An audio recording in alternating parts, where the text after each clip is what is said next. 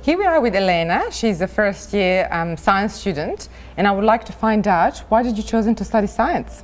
I've always had an interest in science, especially astronomy, since I was very young, and so I worked in the financial services industry in IT, and decided that to get my degree, something a bit more worthwhile, that I would study science as opposed to the usual route of IT and business studies.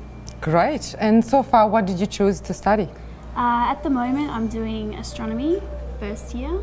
I'm also doing maths, and this semester a climate change subject as well. One of the reasons why I decided to choose astrophysics is that there are so many advances occurring at the moment with the discovery of thousands of exoplanets, basically planets orbiting other stars, as well as Australia is collaborating with the Square Kilometre Array Radio Telescope, which is based in Western Australia as well as in South Africa, and that will give enormous scope to not just explore the universe, but there are direct implications to technology and the utilisation of big data, which has so many applications across all industries, and I think that there's a lot of opportunity to get in at this stage of the development for lots of different long-term opportunities.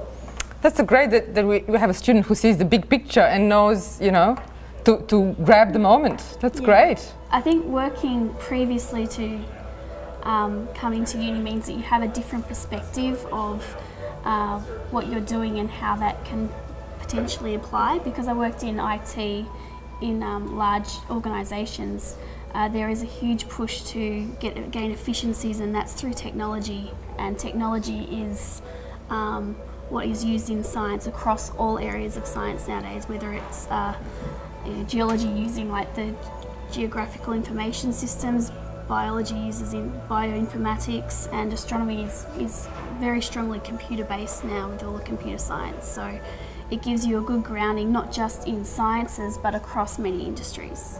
Yes, this is what we generally try to tell parents when they come with their kids and ask what science brings, and that's what we try to tell them, that it's maybe not obvious return, but definitely science gives huge return to the society. Yeah. And not just that, I've worked in banking with people who have maths degrees, physics degrees, so it doesn't necessarily restrict your career choices. It will give a good broad analytical base that most industries actually relish those types of skills. That's great. This is one reason we switched to our PACE style labs, because we wanted to, although we always used to provide these skills to our students, it didn't seem so obvious to them what skills they are requiring and how they relate to the workforce.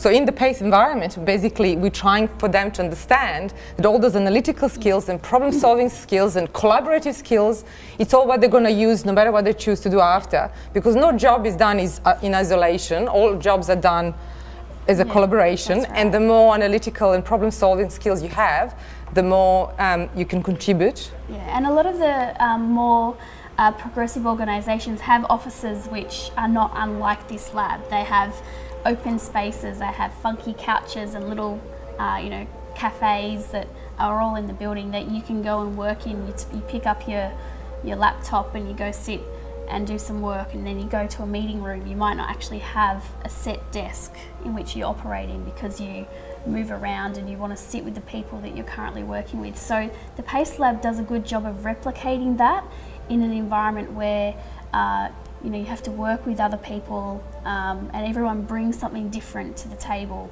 which is what you'll do once you're out in the workforce. That's great. Thank you so much, Elena.